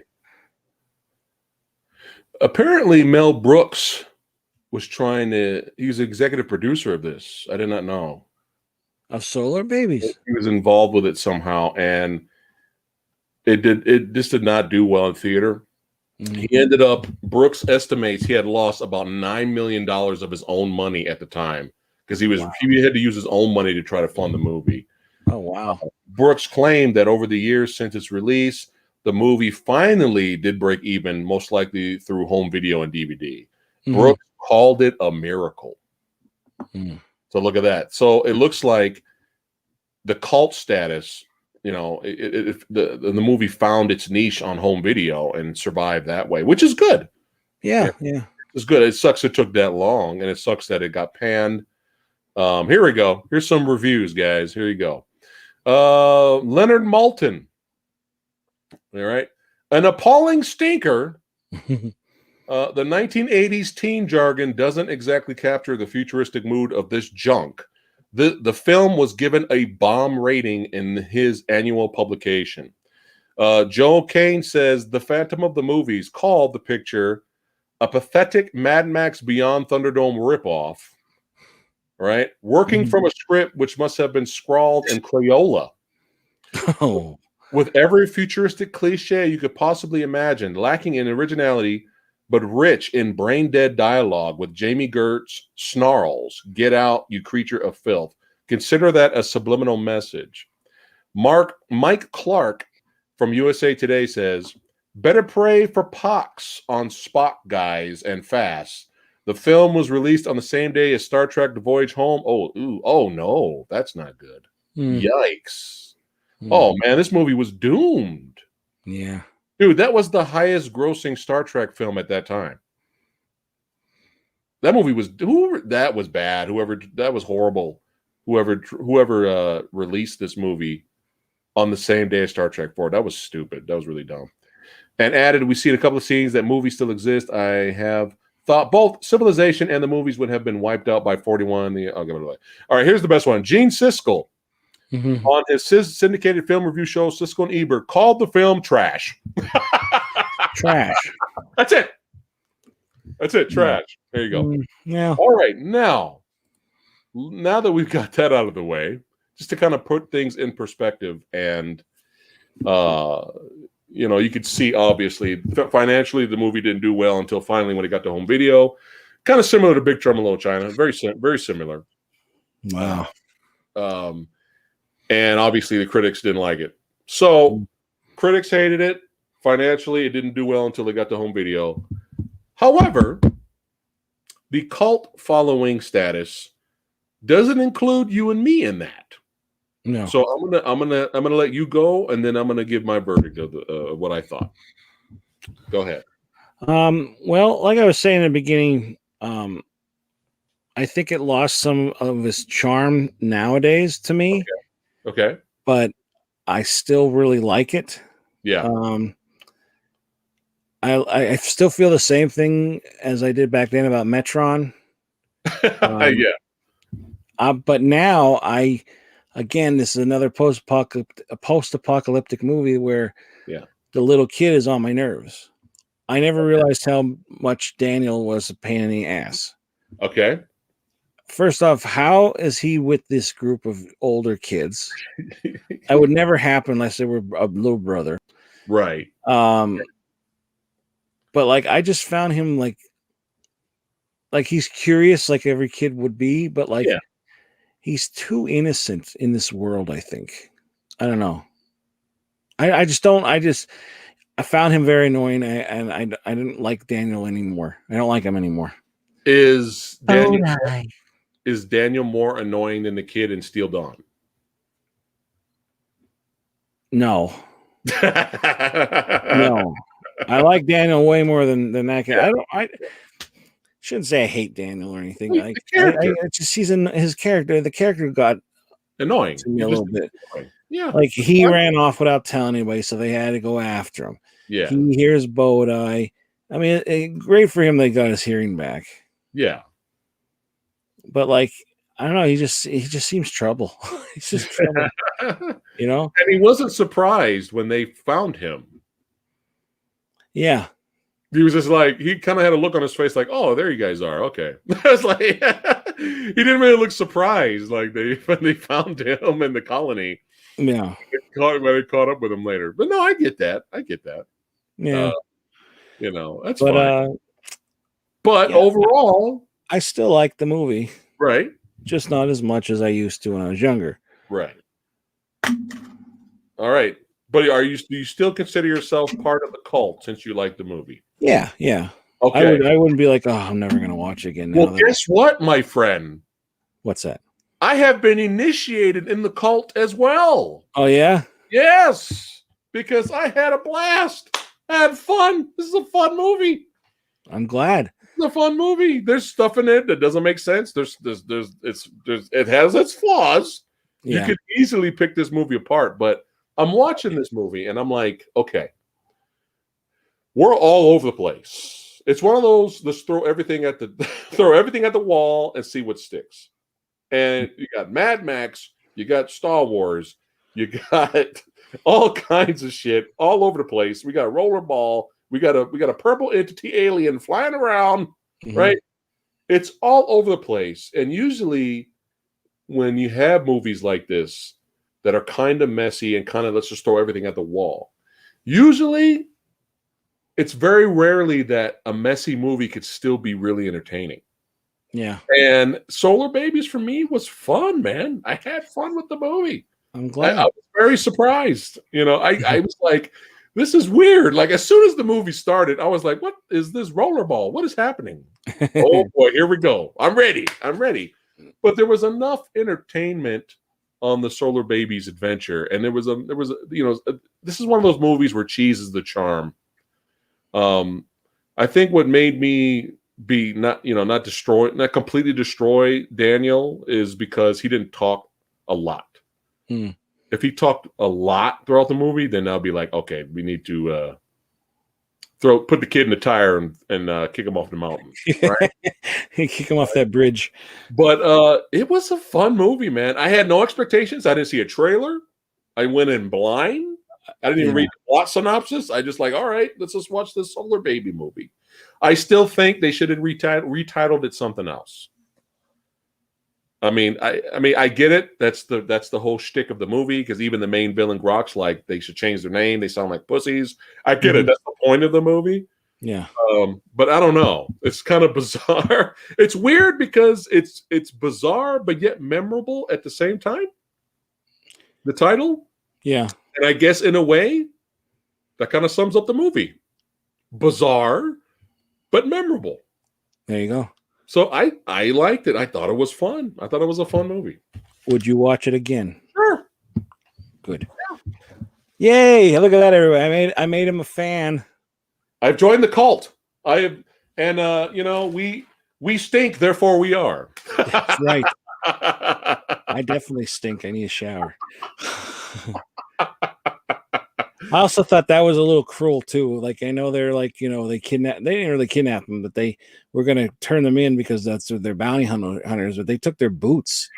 Do you imagine how fucked up their feet are going to be? Oh, I know, right? Oh, my but God. This is definitely one of those movies where you could probably tell the producers and everyone involved, or at least the people that were trying to sell, the shareholders and all that, were probably like, what is this movie? Yeah. It was probably a hard sell because there were so many different genres thrown in here. Yeah. I'm surprised we didn't have any horror elements thrown in. I'm surprised no horror zombie sand people didn't come out. I guess the closest thing to horror would be that torture device. Oh, yeah, I guess. Yeah, there you go. There you go. Yeah, even the skin coming off the hand. Yeah. If you sat under that, what would show up for you? What do you think? Where we would rank it? No, I mean, like, if you were being on that, they hooked you up to that torture machine, what would you see? Oh, I'm not going to tell you guys. I'd see big-breasted women. Mine would probably be snakes. Snakes. Why'd it have to be snakes? It'd have to be snakes. Oh man. But it was a fun movie, man. Yeah. It was a fun flick. Like it's it sucks that it got destroyed, but it found its audience. And it took 5 billion years, but they made their money back. So there is some success for it. And it was enough following and cult status to where they finally got a Blu-ray release, even though there's no special features, which kind of sucks. But at least it's on Blu-ray remastered, But it's a fun movie. I kind of wish I grew up with it. I would have probably liked it more as a young kid growing up. This probably would have been a blast for me, But it's fun. But you watching it as an adult, you still liked it though, so it makes me wonder if I never saw it, would I like it now? And I probably would. Yeah, but it's just this here. But you know what, Tony? You know what? You'd still take it. Well, yeah. Hell yeah. Oh, it's fun. I'm not that picky. Where are you going to rank the movie now? Where are you going to put it? You go first because I have to think about it. What's our list so far? I never write this shit down. I don't know why. I know. I'm waiting for you to write it down because I have horrible memory. Write it down. Yeah, I'm too busy. So, Mad Max Beyond Thunderdome is number 1. Right. And it's important we keep track though, because I think our movies kind of shift every week. I thought we had one movie as number 2, but it was like number 3. So I was like, oh no. So let's start from here on forward. All right, I'm gonna write it down. Do the list right now, and then moving forward, we already know what we got. All right, we got Mad Max, but Beyond Thunderdome, number 1. That's number 1. Right. The lowest is Damnation Alley. Oh yeah. Still. Yeah. So far, I'm scared. I'm frightened when we come across the movie where we're like, dude, I'd rather watch Damnation Alley. Oh man, I hope that doesn't happen. That's scary. That's going to be legendary. If only they had the budget, Damnation Alley could be 2nd or 3rd. Yeah, just more action, more budget. It would have been fun. Yeah. Okay, so number 2, we like Steel Frontier. Yeah. Steel Frontier. And then I think it was Land of Doom. Or was Land of Doom number 2 also? No, I think Steel Frontier stayed by itself, and then Land of Doom was it tied with? Or no, wait, there was Steel Dawn with Land of Doom, or was Steel Dawn with Steel Frontier? No, it was with Land of Doom. Okay, so Steel Frontier, then Land of Doom, Steel Dawn, and then Wheels of Fire, right? Or was Wheels on Fire with Land of Doom? I know something was with Land of Doom. I can't remember what it was. It was Steel Dawn we liked a lot, so most likely Steel Dawn was there. Okay. So Mad Max, Steel Frontier, then Land of Doom and Steel Dawn. And Steel Dawn. Just I don't remember where we ranked Wheels of Fire, if it was below Land of Doom. I think it was above Land of Doom. Okay. I think it was. But below Steel Frontier? Yeah. Okay. And then below Land of Doom was Battle Truck. Yeah. I think that's as far as we've done. I think that's all we've done so far. Yeah, that sounds about right. So you wrote it down to keep track. So Solarbabies. Right there. Solarbabies. Where is it going? Fuck. I would have to probably say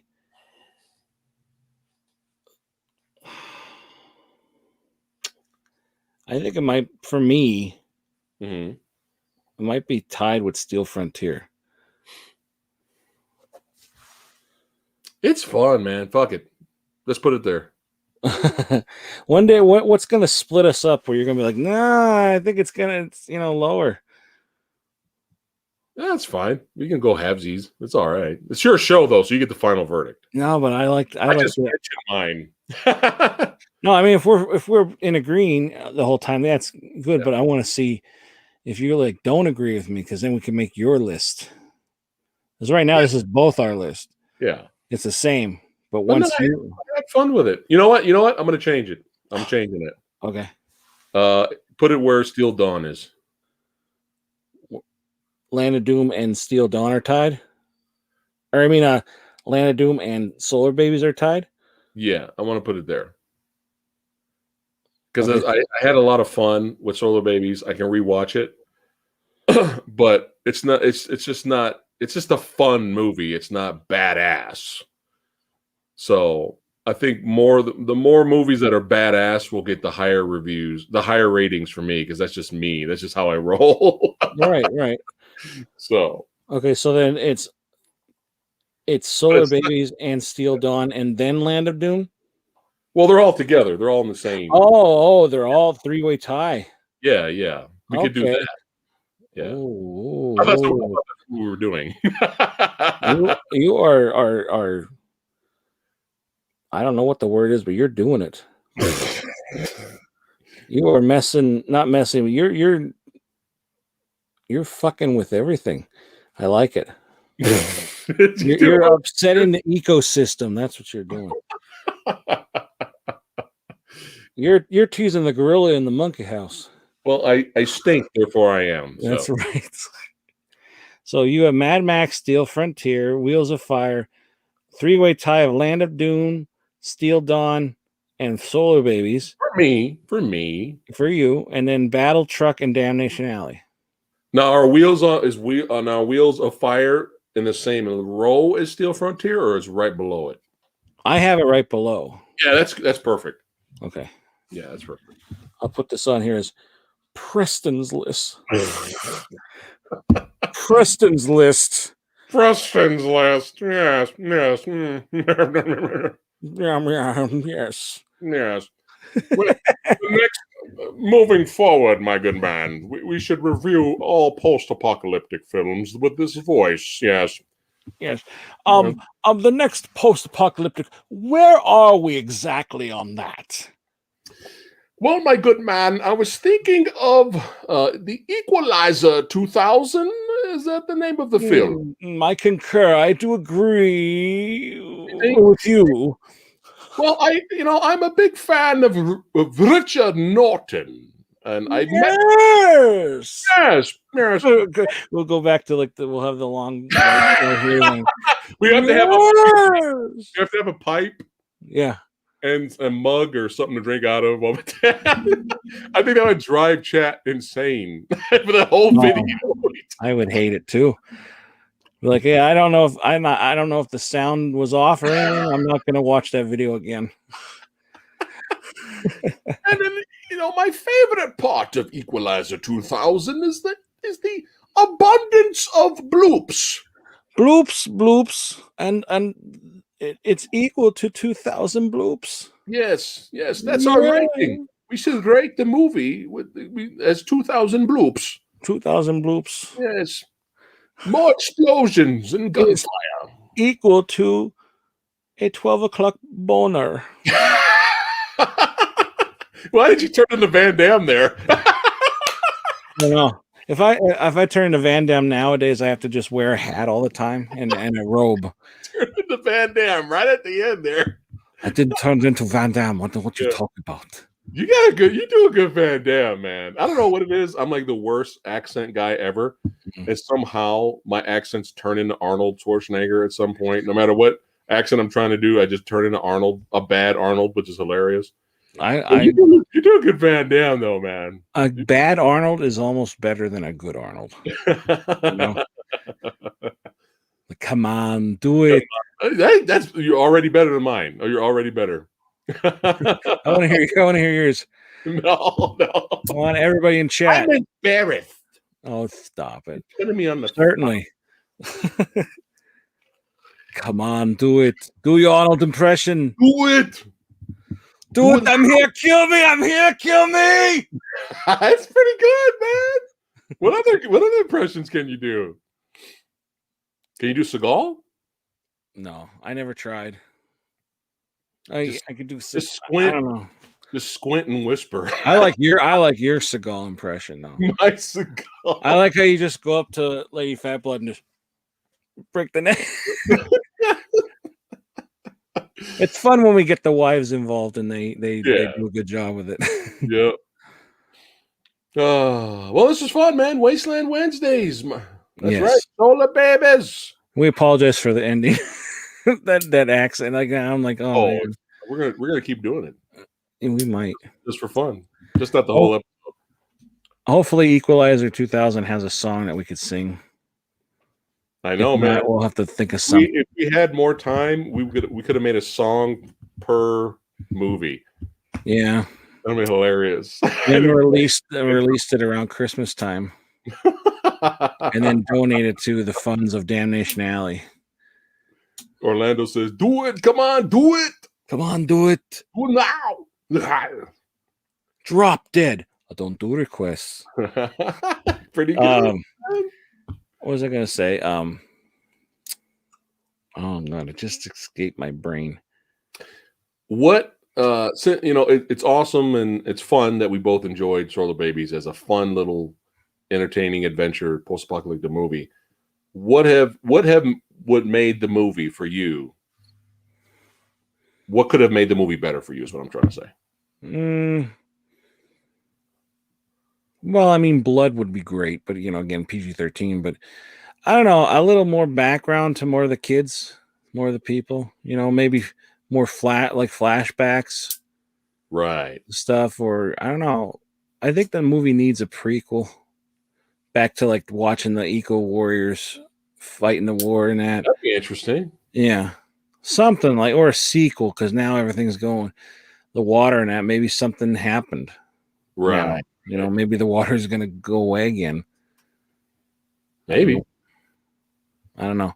I don't know what would make it better, to be honest. It's so bizarre. It's so 80s genres in one movie. So it's more of a tweaker. Well, this is the movie. This is the scenes we got, but that scene could have been better if we just did that, More torture device. Yeah. More torture device, less kid, maybe more action. Maybe. Yeah. There's a lot of action in it, though. That's true. Yeah. That is true. Yeah. But it's a fun movie, man. I wish I grew up with it. You did. You just didn't know.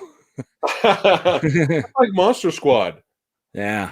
Just like I wish I grew up with Monster Squad. Monster Squad would have been my favorite movie of all time if I grew up with it. But I literally watched it late in life.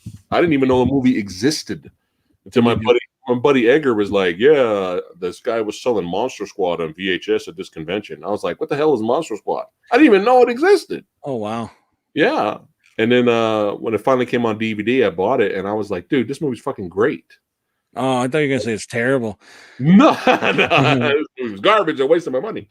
Trash. No, trash, as Ebert and Brian Trash would say that too.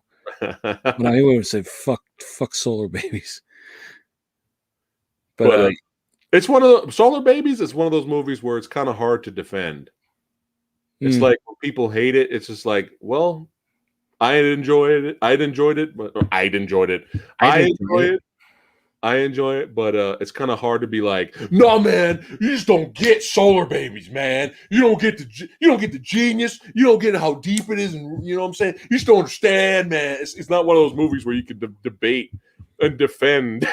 Yeah, it's just like, no, I get it. I totally understand why you don't like it, but I enjoy it. It's one of those.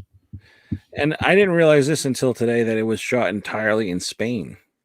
Oh wow. Yeah, I didn't know that. I thought maybe like Australia or something, like in or like some desert somewhere.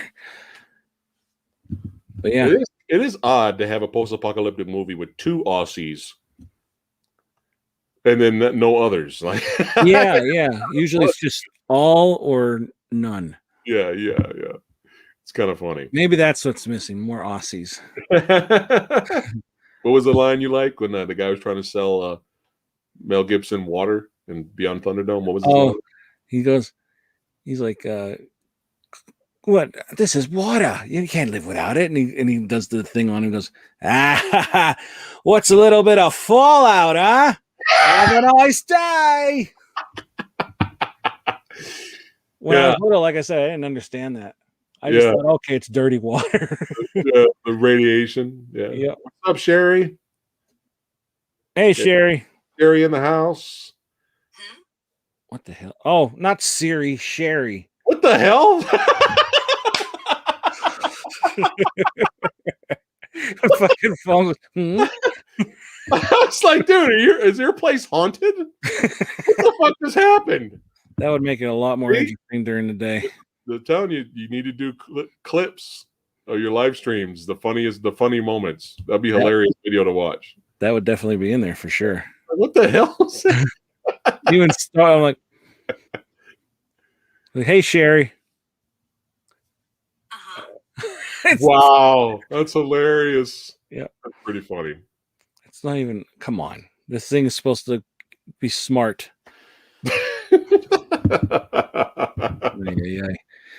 But yeah, this has been fun.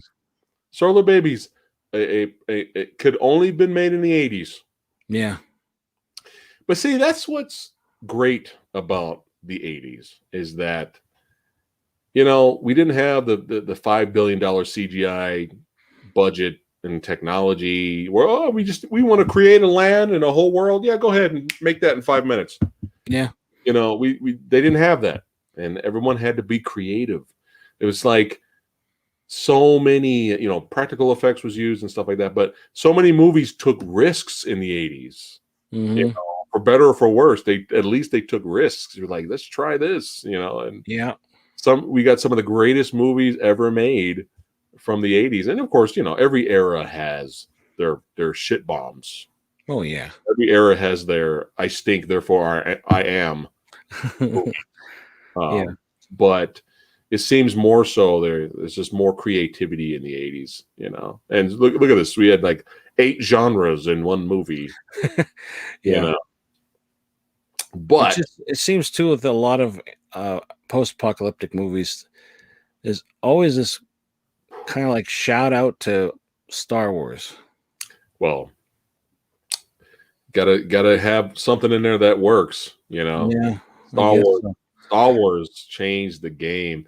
It's funny when I talk to people about Star Wars, how everybody it was very similar to Jaws.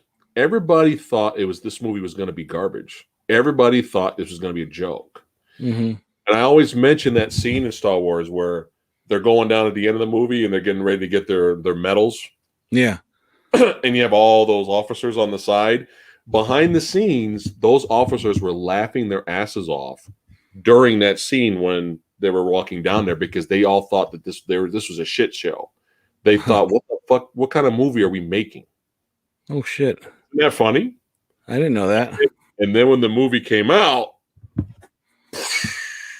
yeah, it changed the game. Yeah, that's crazy.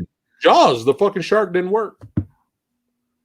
The shark didn't work. And then Richard Dreyfuss, you can find interviews of Richard Dreyfuss where he was just like, at that moment, he was just like, I made a big mistake. This is the worst career choice I've ever made. Isn't that hilarious? It's funny. But the shark not working benefited the movie more and made the movie more suspenseful that you didn't see the shark. What didn't work with it? Like the mouth wouldn't open? Well, it was a mechanical shark that they had it go around like a track. It was on a track and stuff, and it was supposed to do things, and it kept getting stuck. Oh. It kept like it would just freeze and it wouldn't work. So they're like, know that. It's gonna have to get creative and just barely show the shark. And look at it, it benefited the movie better, right? It made it more suspenseful. But it's funny because you can find that interview from Richard Dreyfuss. He was just like, at that moment, he was just like, this is the worst career choice I've ever made. And look at what happened. It's like one of the best movies, right? Right. So it's funny how movies work out in the end. That's true. And then you have people that are excited about making something awesome, and then it turns out horrible because of studio interference. Yeah. You know, studios fuck it all up, man. It's sad. Did you watch I'm sure you've seen it already, the Friday the 13th Crystal Stories of Crystal Lake documentary? Yep. Watch that? Yeah. Dude, I did not know any of this. When that documentary came out, I didn't know any of the backstory about how many of the Jason movies were fucking edited. Yeah. I was just like heartbroken because at that time I was still a big Friday the 13th fan, and I'm still a big Jason fan. That's my guy, right? Yeah. And I still like those movies, except number 5. Number 5 and go fuck itself. I know there's fans for number 5. That's fine if you guys like it, but fuck that movie. Anyway, It's not fucking Jason. So what's Roy, right? right?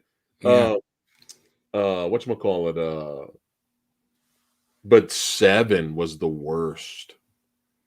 Oh, you didn't like 7? No. 7 was the worst in terms of the studio coming in and cutting the gore. It was bad, man. Oh, yeah. Yeah, I almost cried watching. I was just like, because the director was on there and he was like, yeah, the studio ruined my movie because they came up with all these cool gore effects. And like there's one part where Jason has like a saw. Mm-hmm. I forgot the hedge trimmer or something like that. Yeah, I know what you mean. And he cuts the dude in half, and you see him pull apart. Yeah. The studio said nope, it's too gory, and all you see is Jason do this, turns it on, and then he just tickles the guy. And he just goes, and then he walks away. I was like, God damn it. And the sucky thing is all that extra footage of the real footage of the gore is destroyed. It's all, they can't remaster it and release a director's cut. Oh my God. And I'm like, fuck. That sucks. Yeah. But I still enjoy that movie. Yeah, I do too. I like 7.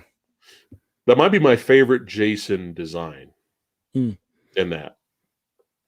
Because he looked. I don't know what mine is. Probably 5. No, I'm just kidding. My favorite Jason movie is 6. 6? It's so much fun, man. It's just goofy, but it's just fun. You know? I used to like my favorite Jason. I always like 2. I always like part 2 the best, but now watching the box set again, like I only got a part 6 to be honest. But I was like, I don't know if this is my favorite one anymore. I was kind of leaning toward 4. Yeah, 4. Yeah, 4 and 6. Yeah, that's the one. That's the 2 people pick. 4 and 6. 4 and 6. 4 and 6. It's just too much fun. Yeah. You know? Of course, part 5 does have Deborah Voorhees in it. Ugh. You know that which one that is, right? Which one now? Deborah Voorhees. She was the one with the big bloops that got the shears in her eyes. And her boyfriend got the. I've only seen 5 more. Oh. Yeah. All right. Now I know where to go forward the movie. If I pop it in again, I'll forward to that scene. Just Google her name, and in that part, she's actually my friend on Facebook. Hope she don't see me talking about this. Oh, she knows. She knows it. Fine. Oh, well. Fine. You're just appreciating beauty. It's fine. Jesus Christ. She's a beautiful woman. There. With some big bloops. Or as I like to call them, hangers, and Shayna hates it. I want bloops to go viral. Bloops. We'll make it. Bloops. Hashtag Wasteland Wednesday bloops. Yes. Bloops needs to be used everywhere now, from now on, in everything. No more boobies. They should just say bloops. Your wife will love that. Fucking hilarious. She already know. I saw when you said, like, I got Tony saying bloops now, and she's like, oh, God. So you want to do Equalizer 2000? Is it? Yeah. Is it It's 2000, right? 2000. Oh, by the way, we didn't say that. They actually said the year that this movie was supposed to take place. I think they said it was like 41 or 47. Like they didn't say 2000 something. They just said 41. What in the world? It's like as if they started over. Huh. Interesting. Yeah. Well, Ebert said the film was trash, so you're gonna have to burn it now. I ain't burning this. I paid money for this, damn it. Yeah. No, it's a fun movie, man. Sometimes people take movies too seriously. It's like, Jesus Christ. Yeah. Have fun. It's okay. Yeah. And a lot of these critics, it's hard for them to separate the critic from just enjoying themselves. Yeah. But that's why we got our channels, my friend. That's right. We review movies and talk about movies within the genre it's representing. That's right. Are we on here comparing Solarbabies to Citizen Kane? No. I never saw Citizen Kane, so. Neither have I. I'm just using that as the. Oh, well, then, as I say, Solarbabies all the way then. Equalizer 2000. I'm ready. Next Yep. week. Another one I never saw. Yeah, me neither. I just Oh. know Richard Norton's in it, so this will be fun. It'll And be I did meet amazing. him. I got my photo with him. I'll show him to you next week. Okay, sounds good. Okay. All right, Folks, everybody. Fact. He was in Mad Max Fury Road. Also. Oh yeah. Yeah. All right. It's a good time. It is All a good right. time. I'll let you end it, my friend. It's your channel. You want it? Nah. You could make people come to it. Yeah. Congratulations, by the way, on the 25,000. Oh, well, thank you. Thank you. You're welcome. But you know how YouTube is, right? You know how YouTube is. It's just going to be dead in the water now. Like, it's going to be 25,000 for the next 5 months. And then It'll go up again. I'm still waiting for that part. It's good. I am thankful for what I have, so it's all good. I appreciate it. Well, you have an excellent channel. It says fun stream as always. Well, you guys make it fun too. You guys crack us up.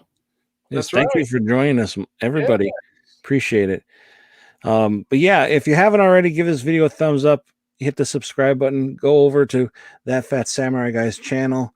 Link in the what's it called? I'm sorry. I'm streaming tonight at 7 p.m. Pacific time.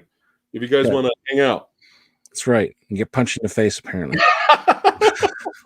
You get punched in the news.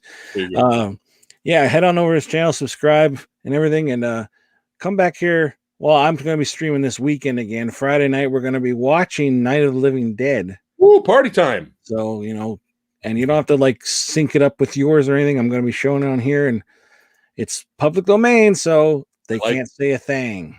I like it. You're giving me ideas now. There you go. All right. And so, yeah. Thanks for having me again, brother. Thanks for being on the show. It wouldn't be the same without you. Don't forget, tomorrow. Oh, yeah. Tomorrow is Versus on Samurai Guy's channel.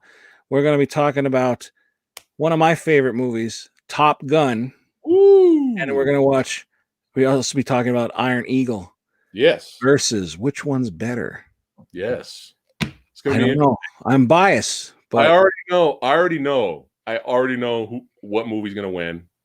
However, you never know. You never know. And sometimes Versus, like last week, remember when we did the Warriors and all that? Oh yeah. I was expecting Chaos to pick Outsiders.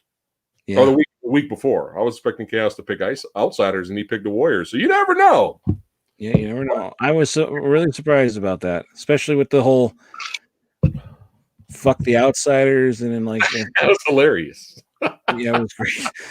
That was a fun stream. Yeah, so join us tomorrow, guys. Well, join me tonight if you want to hang out, 7 p.m. And then tomorrow, my channel, 6 p.m. Join us for the Versus episode. We got everybody there. A whole Avengers will be there. Yep, that's right. It's going to be a good time. All the Solarbabies. All the Solarbabies are going to be there. All right, everybody. Oh, shit, I'm highlighting everything. All right, everybody, thanks for watching. And now you can walk away. Good night.